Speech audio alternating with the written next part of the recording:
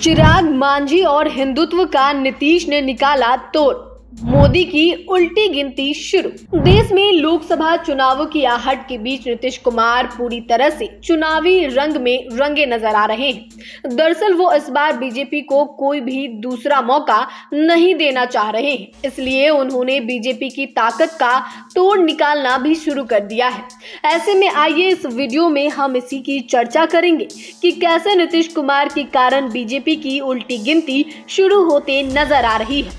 आपको बता दें कि नीतीश कुमार ने जैसे ही एनडीए से किनारा किया, वैसे ही बीजेपी नए साथियों के तलाश में जुट गई। आज स्थिति यह है कि चिराग पासवान और जीतन राम मांझी एनडीए का हिस्सा है।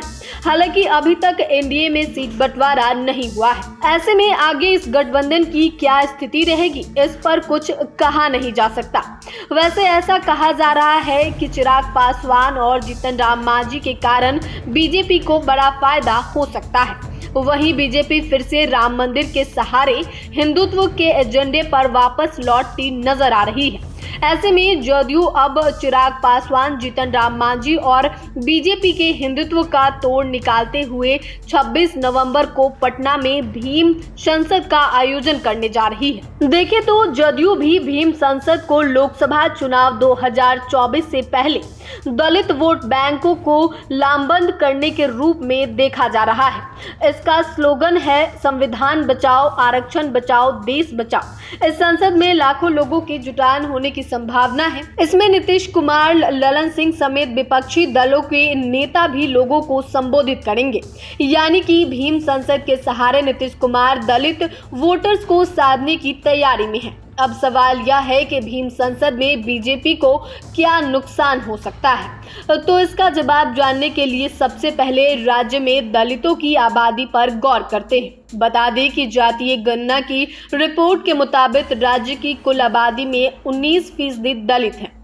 इनमें से अनुसूचित जनजाति की आबादी को शामिल कर दिया जाए तो ये संख्या बढ़कर 20% से ज्यादा हो जाती है, जो राज्य में सबसे अधिक है। इनके अलावा हर लोकसभा क्षेत्र में 40 से 50 हजार दलित मतदाता हैं, जो जीत हार के निर्णायक भूमिका निभाते हैं। यानी कि दलितों के वोट की सभी को आवश्यकता है। बीजेपी के फायदे की बात यह है कि चिराग पासवान और जीतन राम मांझी एनडीए में हैं। अगर चुनावी आंकड़े पर नजर दौड़ाए तो दलित के लगभग 6% वोट पर लोक जनशक्ति पार्टी का एकाधिकार रहा है। पिछले 2 लोकसभा चुनावों में तो एलजेपी का परफॉर्मेंस 100% रहा है। यानी कि लोजपा के वोट बैंक में सेंध लगाने में विपक्ष नाकाम रहा। वहीं लोजपा में बंटवारे के बाद दोनों ही गुट एनडीए के साथ है। खासकर चिराग पासवान को अब रामविलास पासवान का उत्तराधिकारी भी माना जा रहा है। ऐसे में पासवानों का वोट फिर से एनडीए को मिल सकता है। इनके अलावा जीतन राम मांझी भी 3.08% मुसहर जाति पर अपनी दावा करते हैं। यानी कि चिराग पासवान और जीतन राम मांझी की वजह से एनडीए को मजबूती मिलती नजर आ रही है।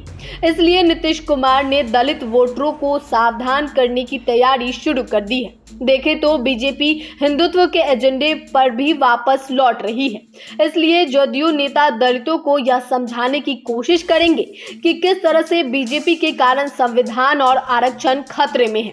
साथ ही इंडिया गठबंधन के सत्ते में आने से उन्हें कितना फायदा हो सकता है।